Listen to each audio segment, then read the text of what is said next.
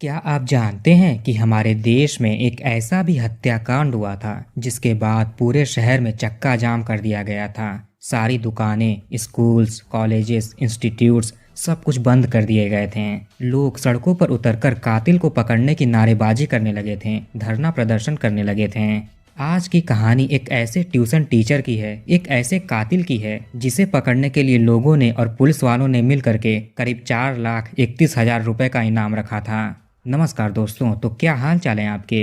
Today I am talking about Gaurav Jain case. ये कहानी शुरू होती है राजस्थान के कोटा शहर से। इस शहर का नाम आप लोगों ने सुना ही होगा क्योंकि ये जगह होने वाले डॉक्टर्स और इंजीनियरिंग स्टूडेंट्स के लिए पैराडाइज है, यानी कि स्वर्ग है, जन्नत है। क्योंकि इस जगह पर एक आम इंसान आता है और डॉक्टर या इंजीनियर बनकर बाहर निकलता है।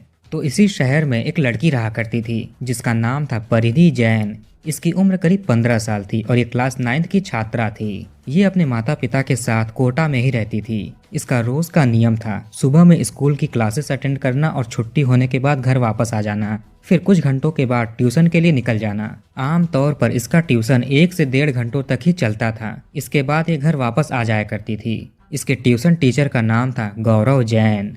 आम दिनों की तरह 13 फरवरी 2022 की सुबह होती है। परिधि को और इसके माता पिता को किसी शादी के फंक्शन में जाना था, इसलिए परिधि ने स्कूल से और ट्यूशन इंस्टीट्यूट से छुट्टी ले रखी थी। ये फरवरी का महीना था और मार्च या अप्रैल में ही इसका एग्जाम भी होने वाला था। इसलिए गौरव जैन परिधि के पिता को फोन करता है और कहता है कुछ ही महीनों में परिधि का एग्जाम होने वाला है, लेकिन इसके कई सारे टॉपिक्स अभी भी बचे हुए हैं जिनको पढ़ाना बहुत जरूरी है। वो एग्जाम के लिए बहुत ही इम्पोर्टेंट है। आप परिधि को सेंटर पर भेज दीजिए। परिधि के पिता कहते हैं लेकिन हम लोग तो शादी में जा रहे हैं और परिधि ने छुट्टी भी ले रखी है, तो फिर कैसा एक्स्ट्रा क्लास। इस पर गौरव कहता है आप चिंता मत करिए, मैं 3 या 4 टॉपिक पढ़ाऊंगा और उसके बाद छोड़ दूंगा, आप लोग शादी में चले जाइए।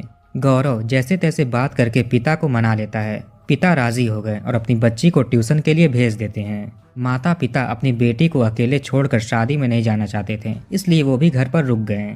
अब ये दोनों लोग अपनी बच्ची के घर लौटने का इंतजार करने लगे।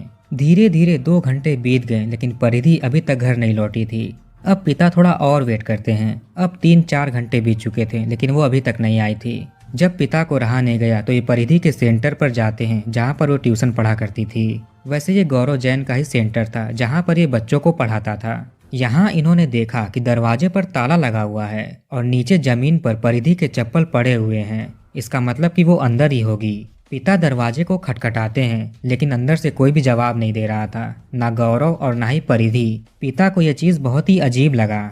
थोड़ी ही दूरी पर गौरव का भी घर था जहाँ पर ये अपने माता पिता के साथ रहता था।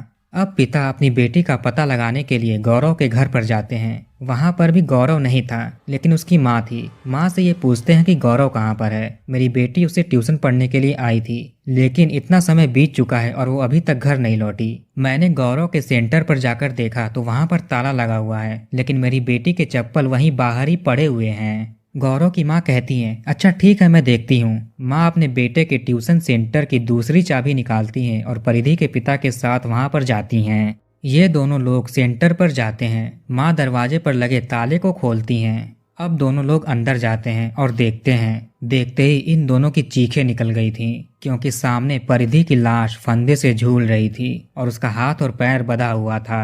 लेकिन गौरव वहाँ पर नहीं था, वो गायब था। तुरंत पुलिस को वहां पर बुलाया जाता है। थोड़ी ही देर में पुलिस वहां पर आती है। इन्होंने उस बच्ची को फंदे पर झूलते हुए देखा। पहले तो लगा कि ये आत्महत्या का मामला है, लेकिन उस बच्ची के हाथ और पैर बंधे हुए थे।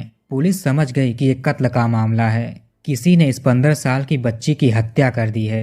परिधि के पिता पुलिस को सारी चीजें बताते हैं कि मेरी बेटी गौरव जैन नाम के एक टीचर के पास आई थी ट्यूशन पढ़ने के लिए, लेकिन अब उसका ये हाल हो चुका है। ये रोते हुए सारी बातें बताते हैं कि बच्ची को घर ले जाने के लिए ये सेंटर पर आए हुए थे लेकिन यहाँ पर ताला लगा हुआ था। यहाँ पर केवल गौरव जैन ही रहता है। मेरी बच्ची को उसने जबरदस्ती यहाँ पर बुलवाया था। हम लोग शादी में जा रहे थे, हम उसे भेजना नहीं चाहते थे। वो फोर्स करने लगा कि एग्जाम आने वाला है, इम्पोर्टेंट है, इसलिए हमने अपनी बच्ची को ट्यूशन पढ़ने के लिए यहाँ पर भेज दिया। ऐसे ही धीरे धीरे ये सारी बातें बताते हैं। अब पुलिस को शक होने लगा था कि इसके पीछे गौरव जैन का ही हाथ होगा। एक तरफ तो ये बातें हो रही थी लेकिन दूसरी तरफ कुछ पुलिस कांस्टेबल्स बच्ची को नीचे उतारते हैं। बच्ची के शरीर पर चोट के निशान थे, उसके पैरों को जलाया गया था। तो बॉडी को पोस्टमार्टम के लिए भेज दिया गया। इसी दौरान लोगों की भीड़ इकट्ठा होने लगी थी। एक एक करके लोगों को पता चलने लगा था कि एक ट्यूशन टीचर ने एक 15 साल की बच्ची की हत्या कर दी है। ये खबर थोड़ी ही देर में ब्रेकिंग न्यूज़ बन गई। कत्ल 13 फरवरी को हुआ था। 18 फरवरी आते आते कोटा में रहने वाले लोग सड़कों पर उतर चुके थे। व्यापारियों ने पूरी मार्केट बंद कर दी थी। स्कूल्स, कॉलेजेस, इंस्टीट्यूट्स सब कुछ ठप पड़ चुका था। सभी लोग कातिल को पकड़ने के लिए धरना प्रदर्शन करने लगे थे, कैंडल मार्च निकालने लगे थे, लेकिन कातिल तो फरार था। पुलिस इन सब चीज़ों को देखते हुए गौरव जैन के ऊपर 10,000 रुपये का इनाम रखती है। इसी में अलग अलग इंस्टीट्यूट्स भी सामने आते हैं। उन्होंने भी गौरव जैन को पकड़वाने के लिए इनाम रखा। धीरे धीरे ये रकम बढ़ते बढ़ते 4,31,000 रुपये तक पहुंच गई थी। मामला बहुत गर्म हो चुका था। लोगों के आक्रोश को देखते हुए पुलिस ने 30 अलग अलग टीमें बनाई, जिसमें 300 के करीब पुलिस वाले थे, अलग अलग पोस्ट के, अलग अलग थानों के। राजस्थान पुलिस गौरव के माता पिता से, उनके रिश्तेदारों के और जान पहचान के लोगों के एड्रेस और कॉन्टैक्ट डिटेल्स लेती है, उन पर नज़र रखने के लिए कि जैसे ही गौरव यहाँ पर आए ये लोग उसे दबोच लें, क्योंकि बहुत संभावना है कि वो रिश्तेदारों के घर पर जरूर आएगा।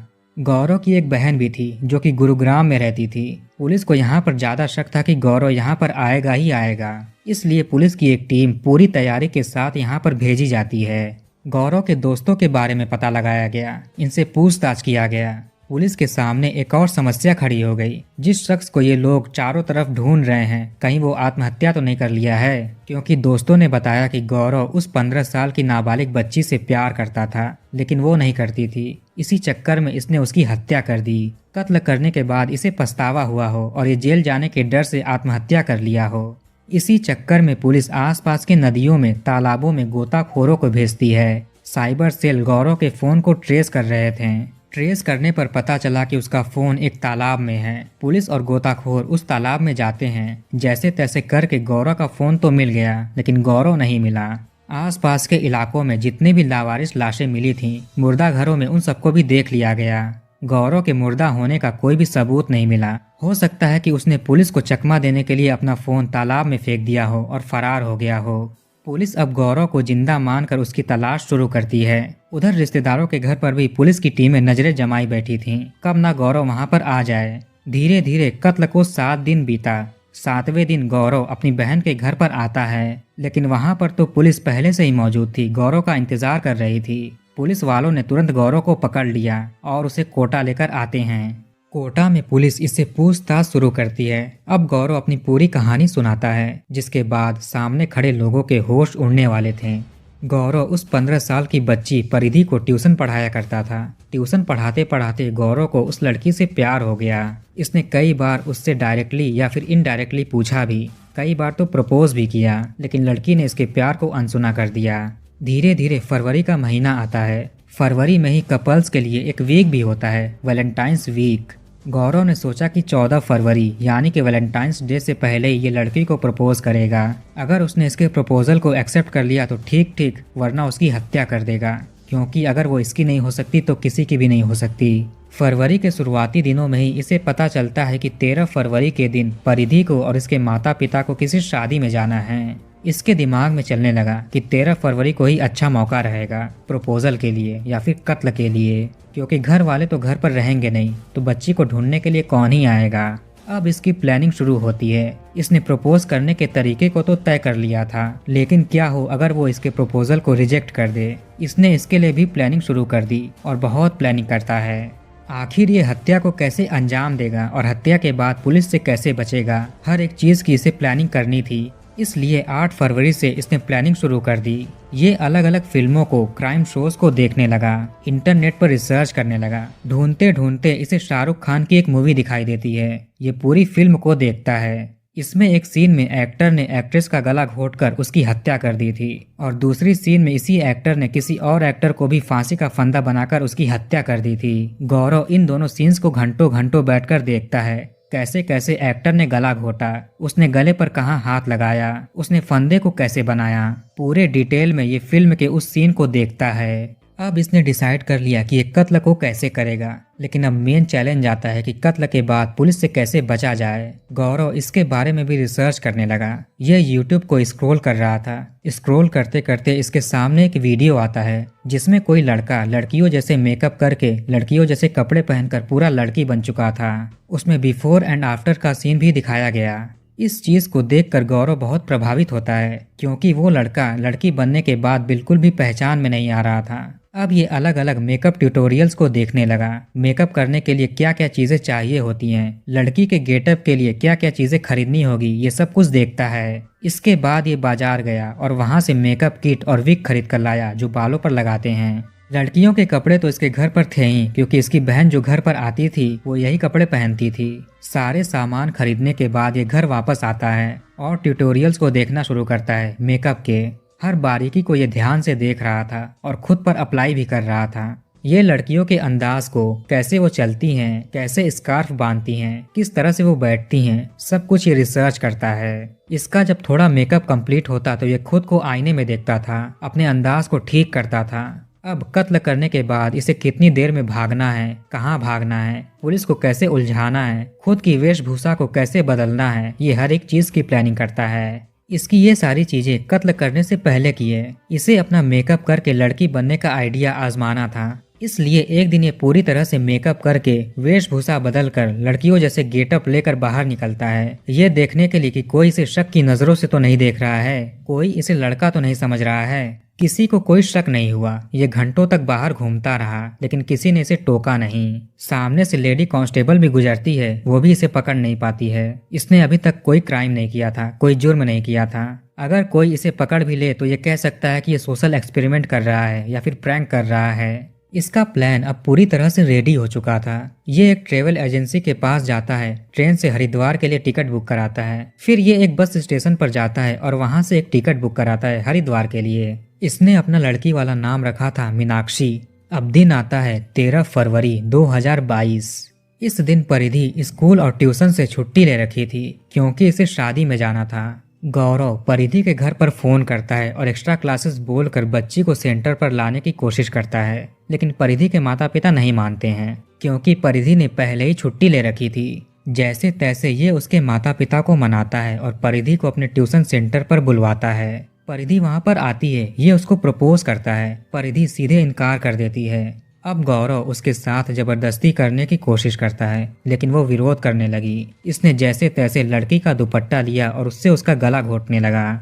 धीरे धीरे वो बेहोश होने लगी थी। इसी में गौरव ने उसका हाथ और पैर बांध दिया। फिर दोबारा से ये लड़की का गला घोंटता है उसी दुपट्टे से। थोड़ी ही देर में उसकी मौत हो गई। फिर ये लाश को उसी रूम में टांग देता है ताकि ये सुसाइड का केस लगे। ये जानता था कि पुलिस को पता लगाने में ज्यादा देरी नहीं होगी कि ये कत्ल का मामला है। इसने खुद के वहां होने के सारे सबूत मिटा दिए। इसके बाद ये मास्क पहनकर स्कूटी पर बैठकर निकल पड़ता है। चूंकि ये कोविड का टाइम था, इसलिए कोई भी शक नहीं करता है कि ये आदमी जो स्कूटी पर बैठकर कहीं जा रहा है उसने ऐसा मास्क क्यों पहना है। ये जानबूझकर उस जगह पर जा रहा था जहाँ पर सीसीटीवी कैमरा था, ताकि पुलिस इसे ढूंढते हुए इसी रास्ते से आए। कुछ ही दूरी पर एक पेट्रोल पंप भी मौजूद था। ये वहीं पर रुकता है और फ्यूल भराता है। वैसे इसके स्कूटी में फ्यूल की जरूरत नहीं थी, फिर भी ये फ्यूल को भराता है। यह भी इसके प्लान का एक हिस्सा था। पेट्रोल पंप पर काम कर रहे एक एम्प्लॉय को ये अपने पास बुलाता है और उससे पूछता है केशव राय पाटन का रास्ता किस तरफ से जाता है। एम्प्लॉय पूरा रास्ता बता देते हैं। ये अपनी स्कूटी से केशव राय पाटन के रास्ते पर जाता है और बीच में ही एक सुनसान इलाके में अपनी गाड़ी को रोक देता है। पास में ही एक नदी भी थी। ये अपने साथ लड़की बनने की सारी चीजें लेकर आया हुआ था। ये लड़की जैसे पूरा तैयार होता है, मेकअप करता है, विग लगाता है, अपनी चाल ढाल को बदलता है और अपनी स्कूटी को वहीं पर छोड़कर कोटा की तरफ निकल पड़ता है। चूंकि रास्ता दूर था तो ये किसी अनजान आदमी से लिफ्ट लेता है। ये गौरव बनकर घर से केशव राय पाटन के रास्ते तक आया था और सीसीटीवी के सामने से इसलिए गुजर रहा था ताकि पुलिस इसे ढूंढते ढूंढते यहाँ पर आए और भटक जाए। वेशभूषा बदलने के बाद ये लिफ्ट लेकर सीधे कोटा आता है जहाँ पर इसने हत्या किया था। आमतौर पर कातिल कत्ल करने के बाद स्पॉट से दूर भागते हैं, लेकिन ये करीब आ रहा था। ये जानता था कि पुलिस इसे शहर से बाहर ही ढूंढेगी, क्योंकि इसने अपने सारे सबूत इसी तरह से बिछाए हुए थे। जब ये कोटा आ गया तो ये बस स्टेशन पर जाता है जिस बस के टिकट को इसने खरीदा हुआ था हरिद्वार जाने के लिए। ये उसी बस में बैठ गया और अब ये हरिद्वार के लिए निकल पड़ता है। फिर ये यूपी के कुछ जगहों पर जाता है, बिहार के एरिया में भी घूमता है। ये लगातार बस से ट्रैवल कर रहा था, कभी यहाँ तो कभी वहाँ। लगातार ये अपनी लोकेशन को बदल रहा था ताकि पुलिस इसे ट्रैक न कर पाए, खोज ना पाए। एक जगह से दूसरे जगह पर ट्रैवल करते करते इसके पैसे भी खत्म होने लगे थे। करीब 7 दिनों तक ये इधर उधर भटकता रहा। इसे लगा कि अब 1 हफ्ता हो चुका है, पुलिस ने इसे ढूंढना बंद भी कर दिया होगा। मेरी बहन के घर तो शुरुआत में ही चले गए होंगे और जब वहाँ पर इन्हें कुछ भी नहीं मिला तो ये वापस आ गए होंगे। ये सोच कर ये अपनी बहन के घर पर जाता है, गुरुग्राम जाता है। उस समय घर पर ताला लगा हुआ था क्योंकि बहन और इसका परिवार किसी शादी में गए हुए थे। जैसे ही ये अपनी बहन के घर पर आता है, कोटा से आए हुए पुलिस वाले इसे पकड़ लेते हैं और इसे अपने साथ कोटा लेकर आते हैं। फिलहाल इसके ऊपर मुकदमा चल रहा है। तो कहानी को यहीं पर खत्म करते हैं। अब कमेंट करके बताइए कि वीडियो आपको कैसा लगा। इस वीडियो को लाइक और शेयर जरूर करिए और हमारे चैनल को सब्सक्राइब करके बेल आइकन ऑन कर लीजिए। मिलते हैं नेक्स्ट वीडियो में।